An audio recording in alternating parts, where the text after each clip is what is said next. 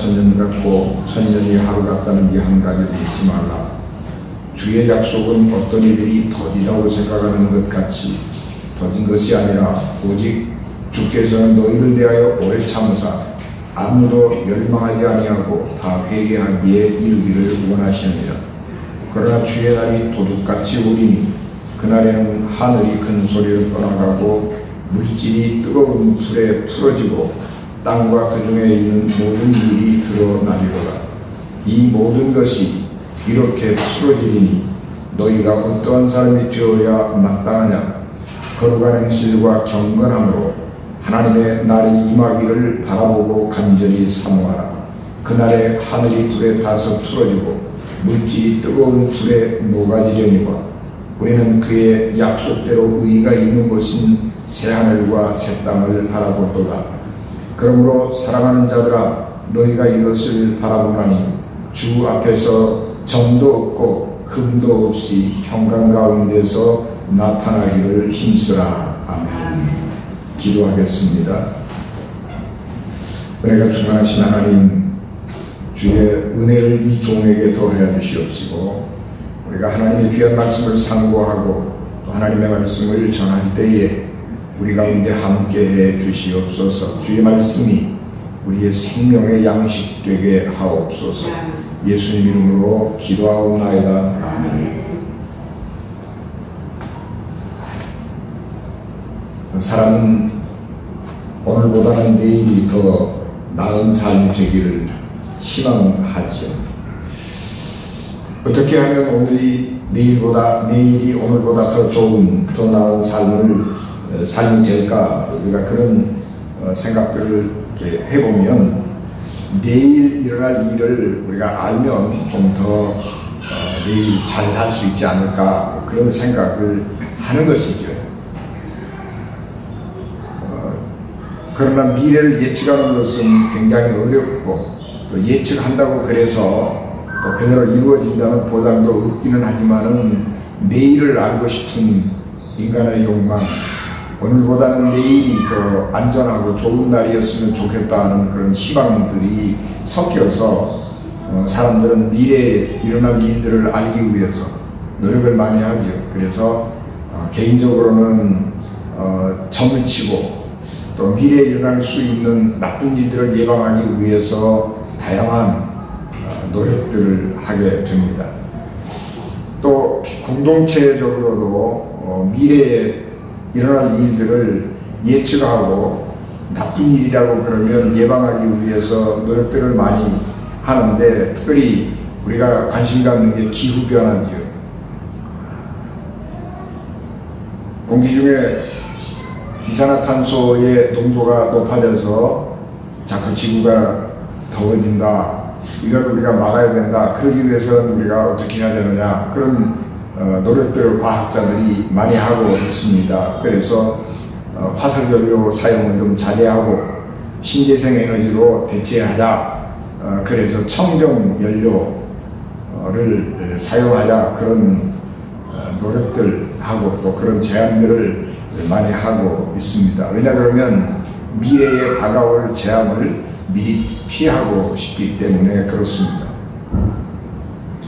종교도 미래에 대한 관심이 많습니다. 그래서 거의 모든 고등 종교들은 창조론 그리고 종말론을 가지고 있습니다. 세상이 어떻게 시작이 되어서 어떻게 끝날 것인가 하는 것은 모든 인류의 가장 보편적인 관심사이기 때문에 그렇습니다.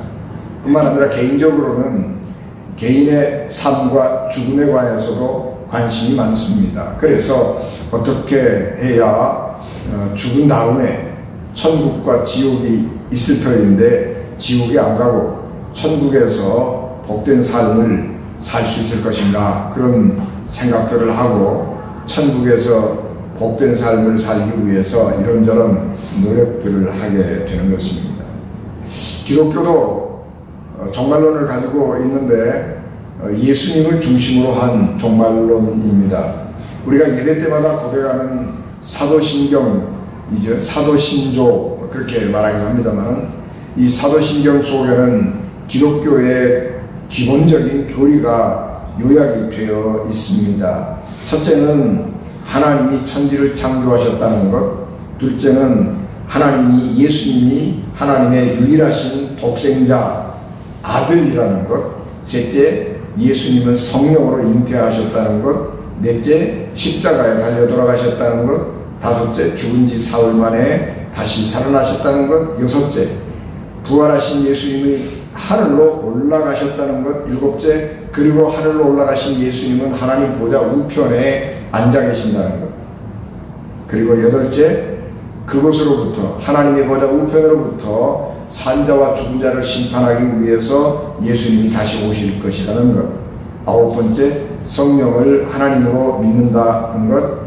열 번째 교회 안에서 성도의 교제를 나눈다는 것, 11번째 예수님을 믿을 때 죄를 용서받는다는 것, 12번째 몸의 부활과 영생을 믿는다. 이것이 사도신조에 나타난 기독교의 가장 기본적인 교리입니다. 그리고 그 중에서 7개가 예수 그리스도에 관한 교리입니다.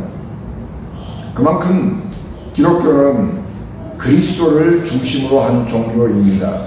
그리고 이 세상의 종말에 하나님께서 세상을 심판하실 터인데 그 심판자가 누구냐? 그러면 예수님이라는 것입니다.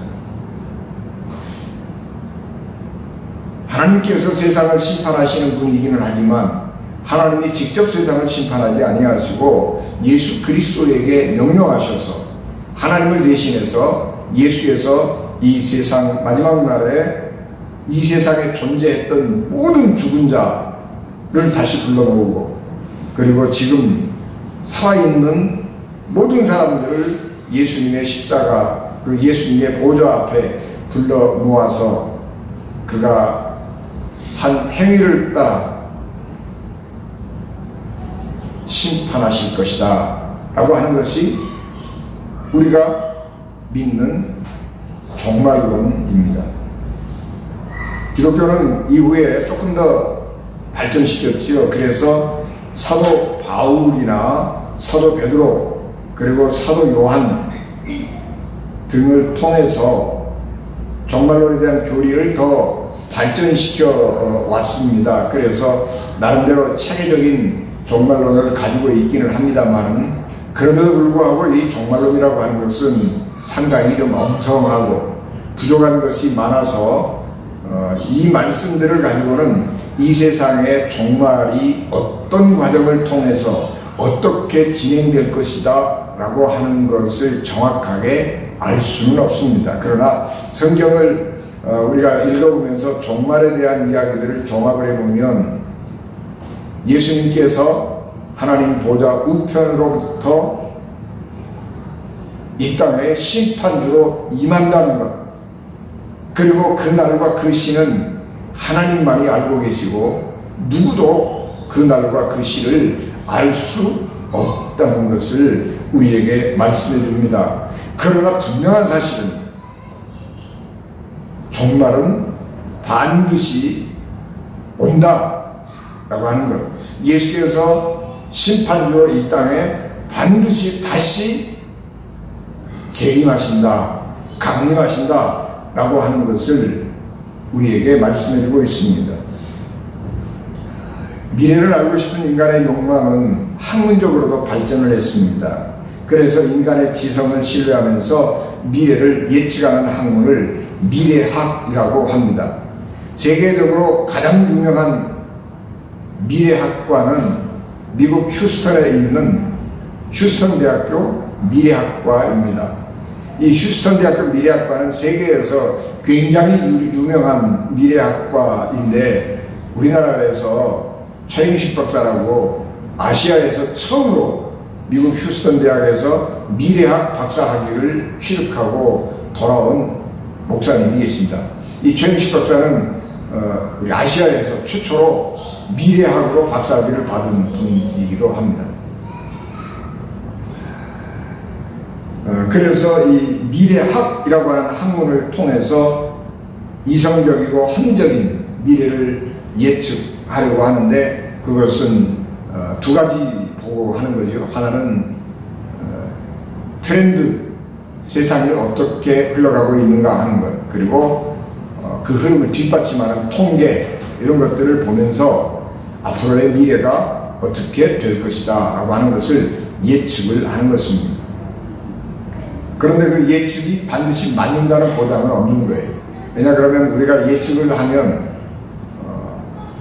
좀 불안한 미래를 예측을 한다면 인간은 그 불안한 미래를 피하기 위해서 나름대로 또 노력을 하기 때문에 그 예측이라고 하는 것이 맞지 않을 수도 있는 것이고, 어떤 의미에서는 그 예측이 안 맞아가는 게, 나쁜 예측이 좀 적중 안 하는 게 인간에게는 더 좋은 것이다, 그렇게 말할 수 있습니다.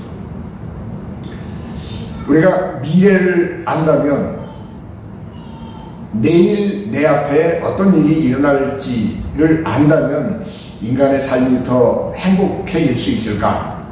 이런 질문을 하게 됩니다. 인간은 더 나은 삶, 행복한 삶, 안전한 삶을 살기 위해서 내일을 알고 싶어 하는데, 정작 내일을 알게 되었을 때의 인간의 삶이라고 하는 것은 정말 안전할까? 행복할까? 그런 생각을 해보면 저는 개인적으로 좀 부정적입니다. 왜냐하면 인간은 능력의 한계가 있기 때문에 내일 어떤 일이 내 앞에 일어난다고 알고 있을지라도 그 일을 피할 수 있는 방법이 별로 없어요. 그 상황을 바꿀 수 있는 능력이 없단 말이에요. 그래서 일어날 수밖에 없는 일은 일어날 수밖에 없다 라고 하는 것이고, 피할 수 있는 경우도 있겠지요. 그러나 피할 수 없는 경우가 더 많아진다고 할 때 불안해지는 거죠. 그래서 내일을 안다라고 하는 것은 행복하기보다는 불안하고 걱정스러운 일들이 더 많이 있을 것이다. 그래서 내일 일어날 일을 안다고 하는 것은 우리에게 무서운 일이 될 수도 있다, 그런 생각을 해보는 것입니다. 초대교회는 임박한 종말론을 믿었습니다. 십자가에 달려 돌아가시고 부활하신 예수님께서 승천하시는 것을 물끄러미 제자들이 바라보고 있었습니다. 그럴 때에 천사가 사도행전 1장 11절에 이렇게 말씀합니다. 갈릴리 사람들아, 어찌하여 서서 하늘을 쳐다보느냐? 너희 가운데서 하늘로 올리우신 이 예수는 하늘로 가심을 본 그대로 오시리라 하고 말씀했습니다. 그리고 다시 오실 예수님은 심판하실 주님, 주 하나님으로서 이 세상을 심판하게 될 것입니다. 그런데 시간이 흘러도 예수님은 오시지 않습니다. 예수님의 제자들이 하나둘 세상을 떠나고, 예수님의 제자들이 모두 세상을 떠나도 예수님의 재림은 성취되지 않았습니다. 예수님의 제자들의 제자들이 세상을 떠나 가기 시작을 했는데, 그럼에도 불구하고 예수님은 재림하지 않았습니다. 그래서 사람들이 신앙에 대한 회의를 갖기 시작한 것입니다. 예수님이 오신다고 했는데, 예수님이 금방 다시 오실 것이라고 했는데, 그렇게 믿었는데 예수님이 안 오시네. 우리의 믿음이 잘못된 것인가? 예수님이 다시 오신다고 우리에게 전해준 기독교가 잘못된 것인가? 이런 생각을 하면서 사람들은 신앙에 회의를 갖기 시작을 했고, 어떤 사람들은 믿음에서 떠나가기도 했습니다.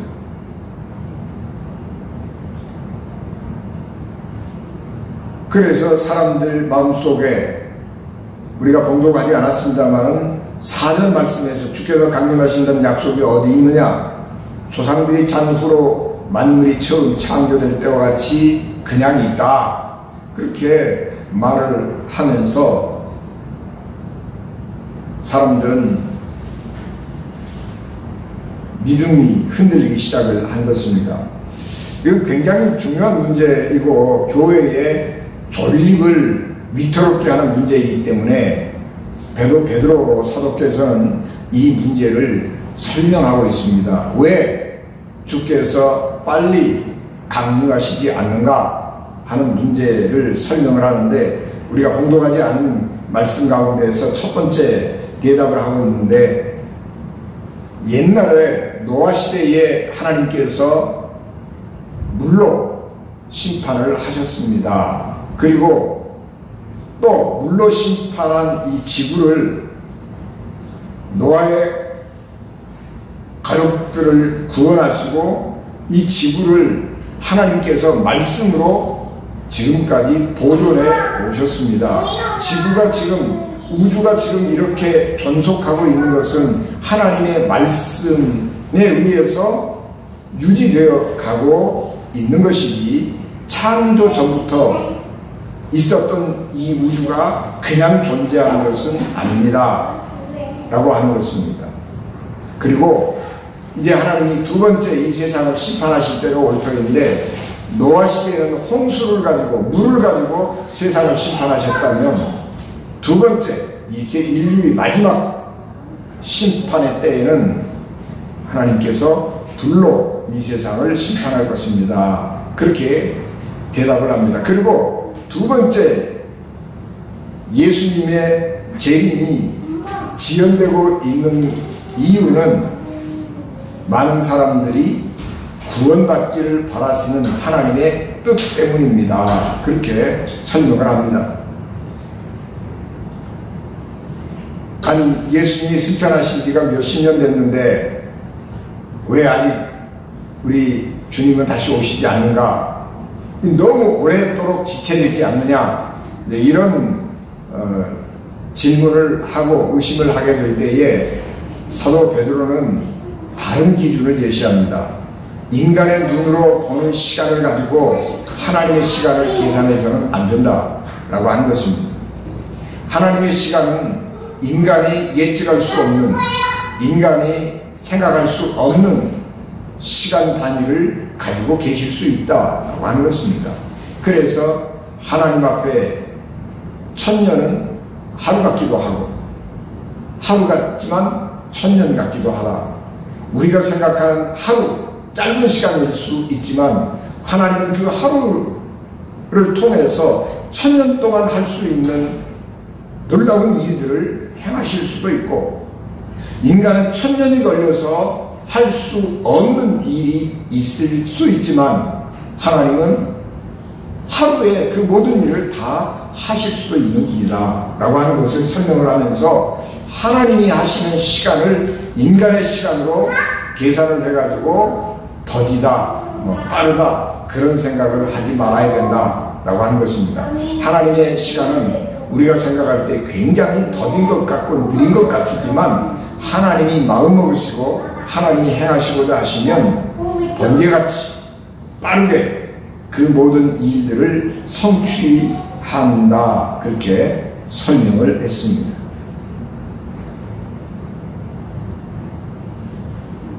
하나님께서 왜 우리를 이렇게 오랫도록 이 땅에 두느냐, 또 예수님의 재림이 지연되느냐라고 하는 진짜 목적은 뭐냐, 하나님의 목적은 뭐냐, 그러면 모든 사람들이 회개하고 구원에 이르기를 바라시기 때문에 그렇습니다. 하나님께서 오래 참고 기다리고 인내하고 계신다 라는 것입니다. 그럼에도 불구하고 이 세상이 영원히 존속하는 것은 아닙니다. 언젠가 우리가 알 수 없지만 하나님께서 말씀하시면 예수님께서 이 세상에 다시 오셔서 공의로 모든 것을 심판하실 것입니다. 그런데 이 베드로 사도께서는 심판의 날이 얼마나 두렵고 무서운지 하는 것을 설명하는 대신에, 예수님의 심판의 앞에 우리가 서기 전에 우리가 지금 여기서 두렵고 공포 가운데 사는 것이 아니라 거룩한 행실과 경건한 삶을 살고 있으면 주님이 우리 앞에 심판주로 오신다고 할지라도 아무런 두려움 없이 편안한 마음으로 주님을 만날 수 있다고 말씀해 주고 있습니다. 심판이 있느냐 없느냐, 심판이 언제 있느냐 이런 것의 문제 아니라 어떤 마음으로 어떤 모습으로 우리 주님을 만날 수 있을 것이냐 하는 것이 중요한 것인데, 심판하시는 주님을 두려움으로 만날 것이냐 편안한 마음으로 기쁜 마음으로 반가운 마음으로 그 심판하실 주님을 만날 것이냐 하는 것이 우리에게 더 중요하다 하는 것을 말씀하는 것입니다. 기독교는 종말론의 교리를 가지고 있지만 그것이 세상이 이렇게 끝날 것이라고 하는 사실을 알리기 위해서 종말론을 가르치지 않습니다. 도리어 어느 날인가 어느 때인가 우리가 반드시 하나님의 보좌 앞에 설 수밖에 없는 존재이기 때문에 하나님의 보좌 앞에 서기까지 우리가 어떻게 살아야 할 것인가 하는 것을 각성하고 우리의 오늘의 삶을 거룩하게 살기 위해서 종말론이 있는 것입니다. 예수님은 우리와는 다른 존재지요. 예수님은 삶과 죽음을 다 경험한 분이에요. 이 땅에 살아있는 사람들 가운데 삶과 죽음을 다 같이 경험한 사람은 거의 없습니다. 임사체험이라고 그래서 가끔 거의 죽음 문턱에 갔다가 돌아온 사람들이 있고, 그 중에 소수의 사람들이 죽음 건너편에 쑥 건너갔다가 거기에서 경험한 것을 기억으로 담고 돌아와서 그것을 글로 쓰거나 간증하거나 말로 다른 사람들에게 전해주는 사람이 있기는 합니다. 그런데 그 사람들도 얼마 지나지 않으면 또 죽어가는 거죠. 그런데 예수님은 하나님의 나라에서 오셨기 때문에 하나님의 일도 알고 계시고, 이 땅에서 육신으로 인간으로 살았기 때문에 인간의 일도 인간의 세계도 알고 계시고, 예수님은 이 땅에 어린아이로 태어나서 성장하면서 인간으로 자랐기 때문에 삶의 문제도 알고 계시고, 십자가의 형을 받으시고 완전히 돌아가신 분이기 때문에 죽음도 알고 죽음 저편의 세계도 알고, 그리고 다시 부활하셨기 때문에 죽음 후에 어떤 삶이 우리에게 있는지 그런 걸 다 아는 분이에요. 전부 다 아는 그 예수님인데, 예수님께서 제자들에게 와가지고 야, 내가 죽어가지고 저기 가보니까 지옥은 이러하고 천국은 이러하더라. 너희들 지옥 안 가려고 그러면, 천국에 가려고 그러면 이렇게 살아라. 그런 말씀 안 하셨단 말이에요. 예수님께서 부활하신 후에 자기를 부당하게 십자가에 못 박아 죽여버린 그 사람들에게 찾아가서 너희들 나를 이렇게 십자가에 못 박아 죽였지, 그런데 나는 다시 이렇게 살아났어. 나는 하나님의 아들이야. 너희들 잘못했어. 그렇게 말하지 않으셨다. 예수님을 선생님을 십자가에 못 박아 처형해버린 그 권력자들이 예수님을 따랐던 자기들에게 계속해서 박해하고 잡아다가 예수님과 같이 처형을 시킬까봐 두려워서 방문을 걸어 잠그고, 야, 앞으로 우리가 어떻게 해야 되지? 그리고 미래에 대한 두려움, 공포심을 느끼면서 벌벌 떨고 있을 때 주님께서 부활하신 다음에 그 제자들에게 찾아오셔서 내가 이렇게 살았다? 라고 하는 것을 보여주시고, 그러니까 두려워하지 말고 평화 가운데서 살아라. 십자가에 달려 죽었던 내가 이렇게 살아나 있으니까 너희들은 두려워하지 말고 안심하고 삶을 살아가라고 나타나서 제자들에게 보여주신 것입니다.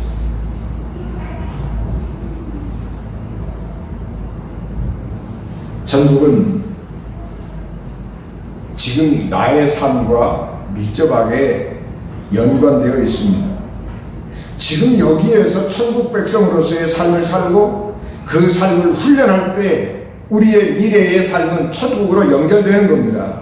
우리가 하나님 나라 갈 때에 여기에서 있었던 삶을 다 잊어버리고 가는 것이 아닙니다.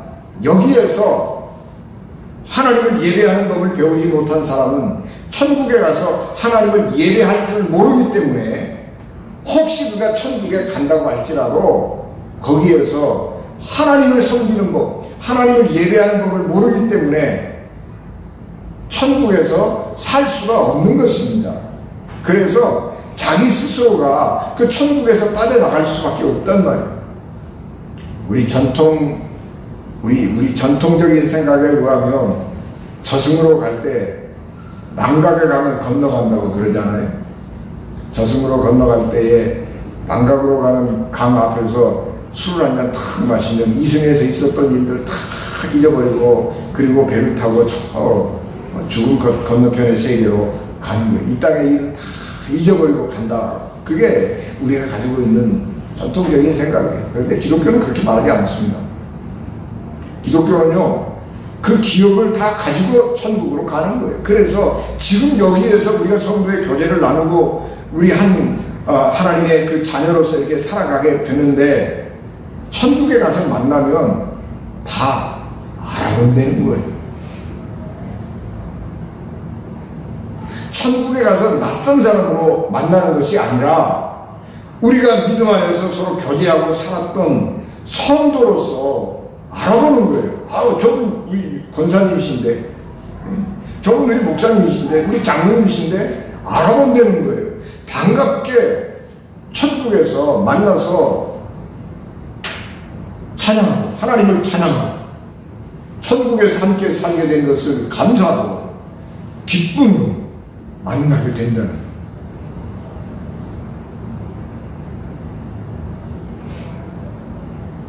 그래서 우리가 왜 이 땅에서 신앙생활을 하고 하나님 말씀으로 살아가야 되느냐 그러면 여기에서 천국의 삶을 훈련하지 못하면 천국에 가서 새로 배운다? 아니란 말이에요.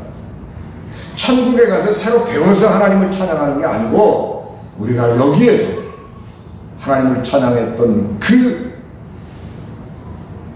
지식, 그 예배하는 법, 그것을 가지고 거기에서 하나님을 찬양하는 거예요.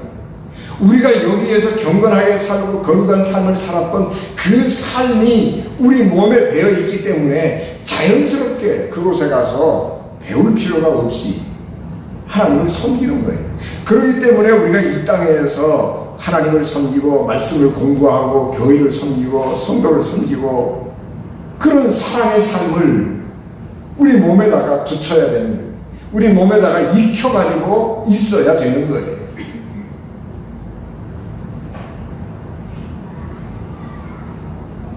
그렇게 예수께서 이 세상을 심판하고 오기를 기다리는 그리스도인들은 심판의 날에 겪을 불안 이런 것이 아니고 그 심판주이신 예수 그리스도를 두려움이 아니라 기쁨으로 반가움으로 예수님 오시기를 우리가 기다렸습니다. 이제 오시니 너무 반갑고 감사합니다. 그런 마음으로 받아들여야 된다. 그래서 우리 초대교회 그리스도인들의 인사 가운데 하나가 마라나타 라고 하는 것입니다. 아멘. 주 예수여 오시옵소서 라고 하는 말입니다. 기독교인들은 예수 그리스도를 만나는 일이 너무 자신 있는 거예요. 그래서 예수님 빨리 오십시오. 얼른 와주십시오. 그렇게 기도하고 그렇게 서로 인사를 했던 것입니다. 그래서 사도 베드로가 이 편지를 쓰면서 심판하시는 하나님 보좌 앞에 점도 없고 흠도 없이 평강 가운데 나타나기를 힘쓰라 라고 권면을 하는 것입니다. 구원은 믿음으로 얻습니다. 그러나 예수 그리스도를 알고 믿었으면 예수님의 말씀을 따르는 삶으로 변화된 삶을 살아야 하는 것입니다.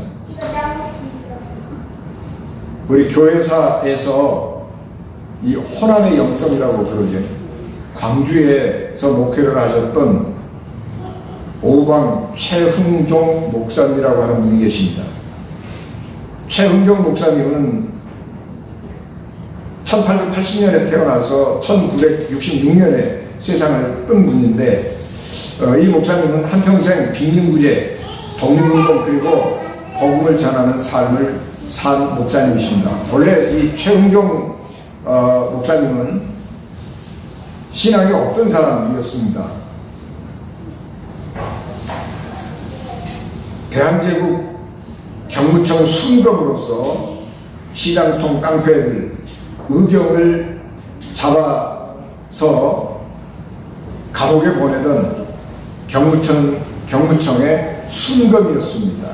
그리고 경무청 순검으로 포기를 부리고 남을 괴롭히며 살았던 사람입니다. 그런데 최흥종이 1909년 봄 어느 날 놀라운 일을 보게 됩니다. 이 의료선교사인 포사이드가 나병에 걸려서 피고름으로 얼룩진 한 여인을 말단중에서 안아가지고 내리는 모습을 보게 됩니다. 그 순간 최흥종은 감동을 받았습니다.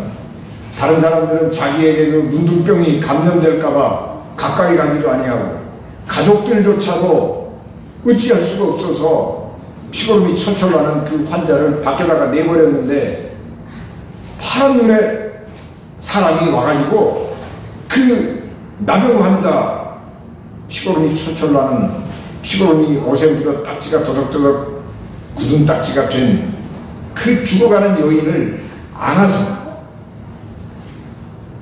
내리는 것을 보면서 그가 예수를 믿게 됩니다. 그래서 유진델 선교사로부터 세례를 받고 예수님을 믿게 되었고 후에 목사가 되었습니다. 그래서 평생 동안 이 나병 환자들을 돌보면서 목회를 했습니다. 해방 후에는 우리 김구 선생님이나 이승만 선생님이 건국운동을 같이 하다 그렇게 권유를 했지만, 가난하고 병든 자들의 친구로 남겠다면서 기도처인 오방정에서 구제와 기도에 힘쓰는 삶을 살았습니다. 구원은 예수 그리스도를 믿는 믿음으로 받는 것입니다. 그러나 그리스도를 믿은 후에는 그리스도의 말씀을 따라 살겠다는 노력과 훈련이 중요합니다. 그러므로 예수 그리스도를 믿는 사람들은 그리스도를 닮기 위해서 노력해야 하는 것입니다. 하나님은 우리가 그렇게 노력하고 훈련해서 완전한 그리스도인이 되는 것, 그것을 기대하시는 것이 아니고, 우리가 그런 마음을 가지고 예수님의 말씀을 따르기 위해서 애쓰고 노력하고 거룩한 삶을 살기를 소망하는 그 소망을 기쁘게 귀하게 여기시는 것입니다. 그래서 우리 주님께서 재림이 지연되고 있는데 왜 우리 주님이 이 땅에 얼른 오시지 않는가 라고 하면, 그렇게 예수 그리스도를 믿고 거룩한 사람이 되기 위해서 수고하고 훈련하고 자기 자신을 절제하는, 그래서 구원의 완성에 이르도록 애쓰는 사람들을 위해서 기다려 주는 것입니다.